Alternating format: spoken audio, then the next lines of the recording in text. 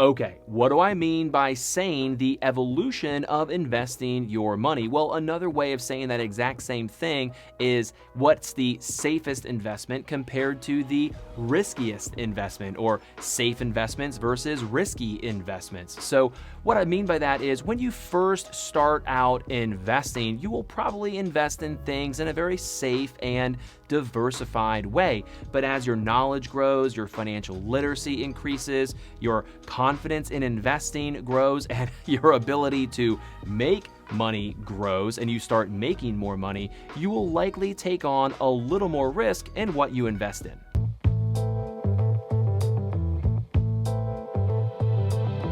But risk is a relative term because to some people, investing in multiple real estate properties is pretty risky. And to people that only invest in real estate, investing in the stock market might seem pretty risky. And to all of my self-employed friends out there, you're probably getting a much better rate of return on your money by reinvesting back into your business than you probably might be getting in the stock market.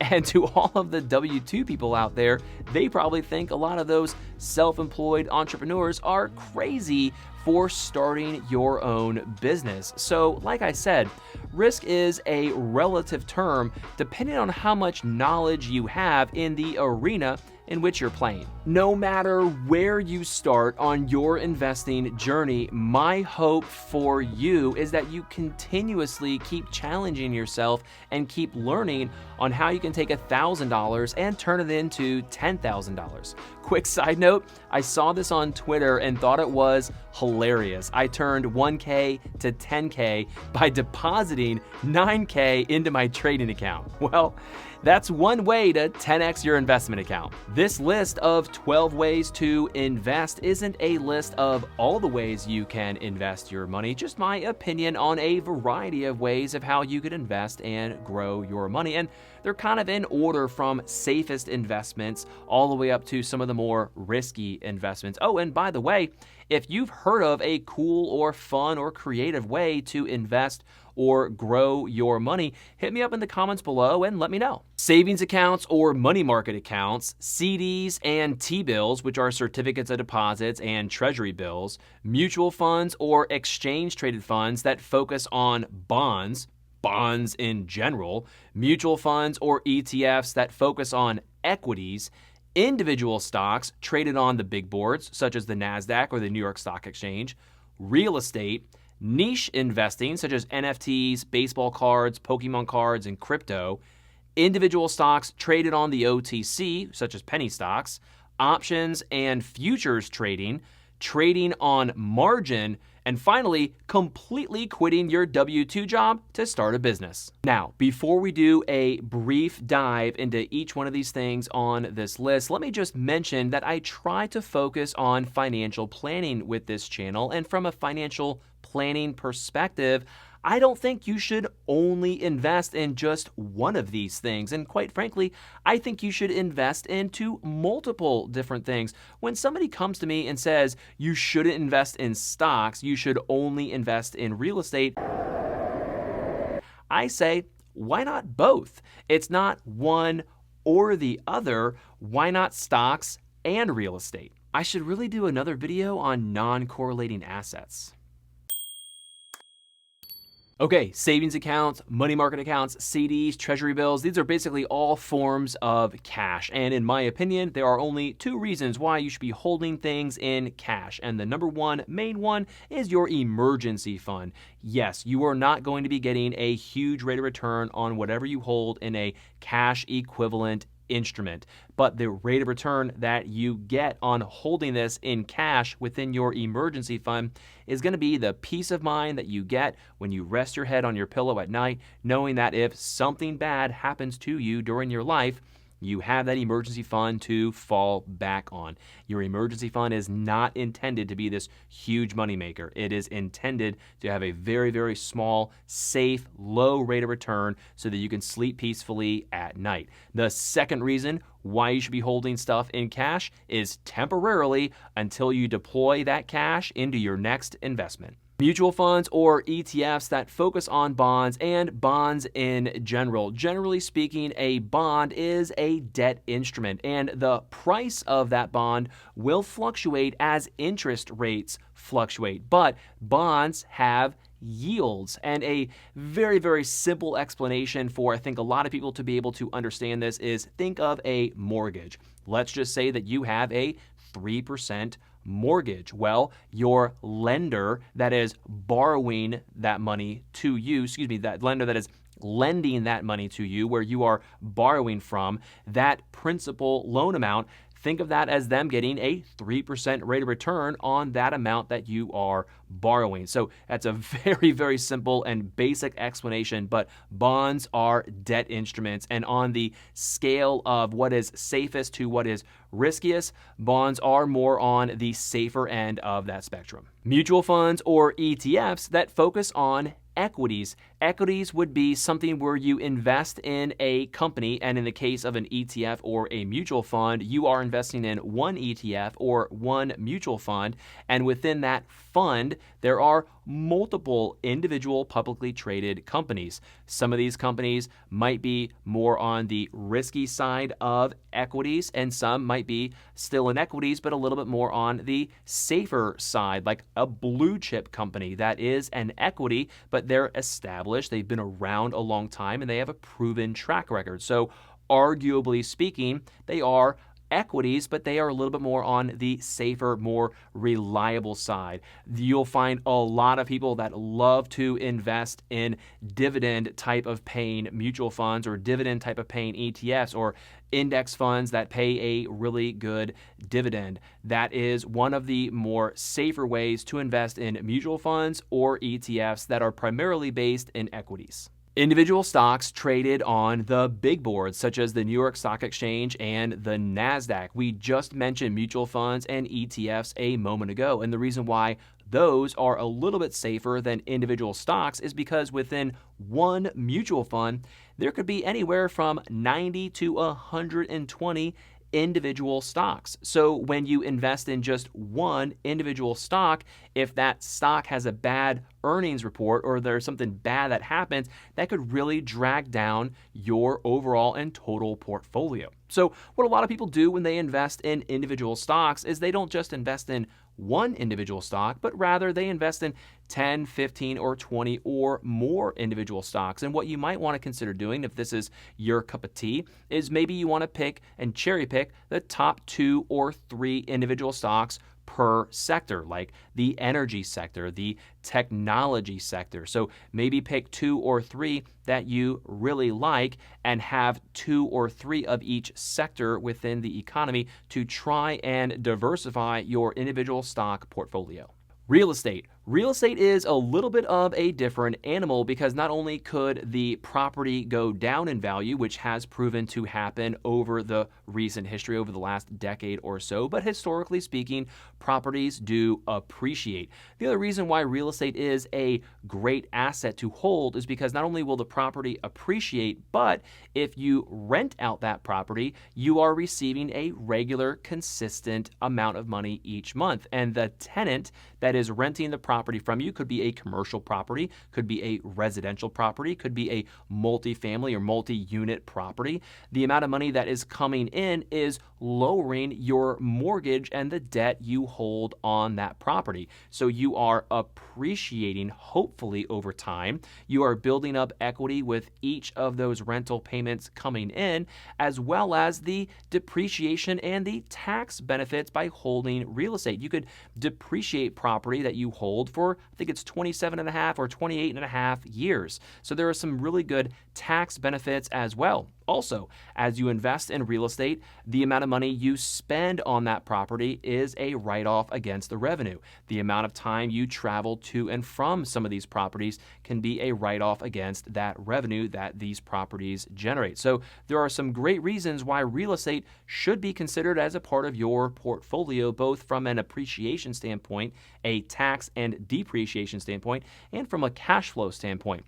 However, if you don't put down enough money as an investor, or if you have a very bad selection of where you invest in real estate, you might have to replace carpet, replace tile. If you don't select the right tenant for like a residential property, they could destroy it, they could stop paying rent, and you could have a significant amount of out-of-pocket cost. And also, this is a tangible piece of property. It's not like a publicly traded stock certificate, which is just floating in your electronic login screen when you view it and see it. This is an actual physical building of some sort, which could be damaged by some sort of natural storm or hurricane. So you got to hold insurance on these properties. So there's a lot of risk involved with real estate, and that's why I am positioning it as a more risky investment than some of the stock positions, because the more risk you take, the more profit there should be available to you. And if you can do real estate the right way, then there are some people out there that would say it's actually not as risky as a stock investment, or a better rate of return compared to other investment asset classes.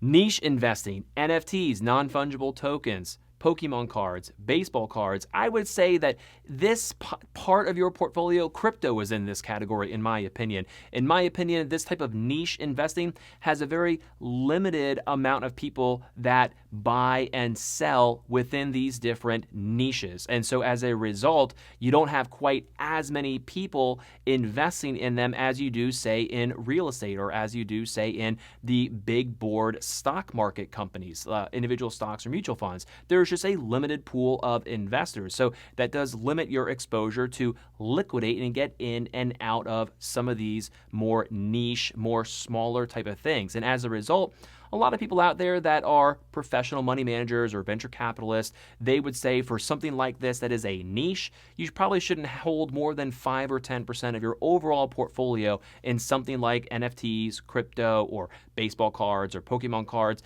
This maybe is like if you think of your regular W-2 job as your main job and then you have a side hustle job, think of niche investing as your side hustle investing. It probably shouldn't be all of your portfolio or a total majority of your portfolio. Should be a niche. Individual stocks trading on the OTC markets, or over the counter. These are penny stocks. And if you've seen the movie Wolf of Wall Street, you probably have a pretty good idea of what penny stocks are. No, we don't even need computers here. We just trade right off the pink sheets here. Pink sheets? Yeah, they're penny stocks. You know, companies that can't get listed on NASDAQ, they don't have enough capital. Their shares trade here. Penny stocks? In my opinion, penny stocks in the world of investing, it's kind of like trying to walk through the mud wearing sandals and no socks, or wearing sandals with socks. You're going to get pretty muddy, and it's really murky out there. So it is very speculative. And quite frankly, the reason why I put this as a slightly more type of investment than some of these other things is because some of these publicly traded companies that are on the New York Stock Exchange and the NASDAQ, it's quite frankly not very likely that the average publicly traded company is going to go from $10 a share all the way down to $0 a share. However, some of these penny stocks are literally valued at a penny or below, and some of these penny stocks can and have dropped all the way down to 0.0001 cent per share. So these are some pretty risky and speculative investments where you actually can lose all of your money. And when you trade with really speculative penny stocks, there might not be enough people that trade that particular stock for you to even exit your position. And that's when you become a bag holder. And I made a really funny, stupid video a while ago about bag holders. And if you are still watching this video, then kudos to you. Scroll down on my videos page and watch that one because it is hilarious. You might actually like it. But penny stocks for me have been actually pretty fun. I got to give a quick shout out to my buddy, my YouTube buddy, Jaden. He made this video a while ago about some of his worst investment decisions, and one of them was losing some money trading penny stocks, which I took as a challenge. And I said, if somebody hasn't done well here, I want to at least give it a shot. So I made it my hobby last year. For me, I just mentioned niche investing. For me, this is my niche investing. It's my fun account. It's my hobby. It's what I kind of do on the side. And I'm doing my taxes right now for 2020. And I'm not a big penny stock trader. I think I made like $10,000 or $11,000 last year just trading and flipping in and out of penny stocks. And I had a blast learning how to do it. And there are some professional penny stock traders out there that I've met and learned about. So there are some people that do this professionally, and they are very good at it. The one penny stock that I'm holding right now, which I'm very bullish on, I'm super excited, is INQD. I did a video about it earlier.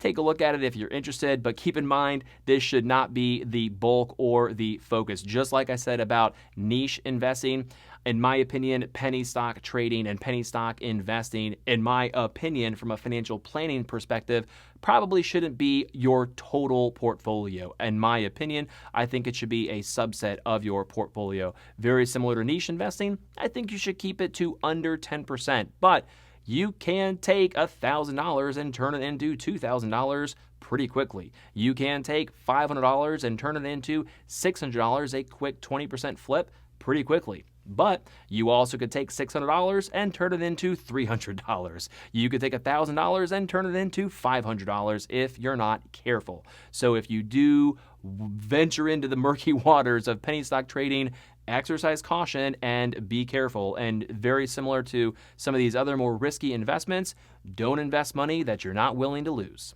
Okay, options and futures trading and trading on margin. I am not going to be going into any detailed description of what these are because I am going to be completely honest with you. I've never traded an options contract or a futures contract, and I don't have any trading accounts where I trade on margin. And the little bit of knowledge that I have of these types of ways to invest and grow your money is that they are pretty risky. When you trade on margin, you not only can lose your initial investment, but you could exponentially lose more than that.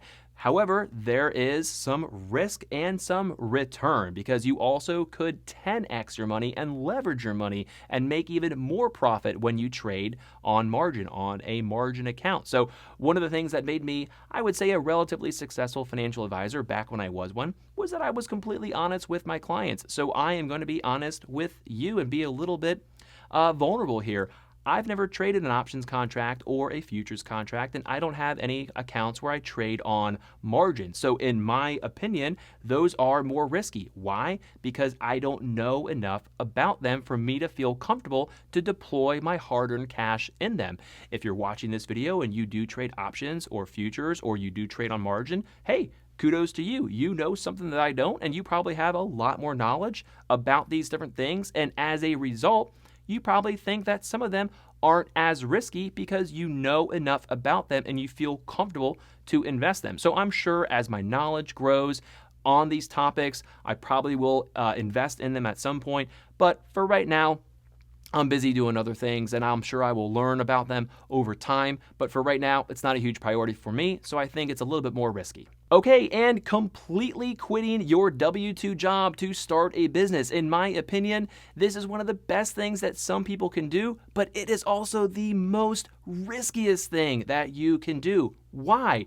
How many times have you spoken to a bankruptcy attorney? Probably not that many, but if you did and you ask them, why do people file bankruptcy? Sure, at times it's because of medical debt or they spent too much money on credit cards. But more often than not, you'll hear some sob story or some sad story of how somebody invested their money doing some self-employment side hustle gig and they thought it was going to turn out great, so they completely quit their job that was paying them a regular salary every other week or weekly or monthly to go do something completely risky and go into business for themselves. It's one of the biggest reasons why people file bankruptcy is because they leave a job that's giving them a regular paycheck to do something completely foreign and new without it being proven yet. So if you are in that situation where you want to be self-employed, you're tired of working for the man, you are a W-2 worker and you want to be self-employed, my suggestion to you is dip your toe in the water.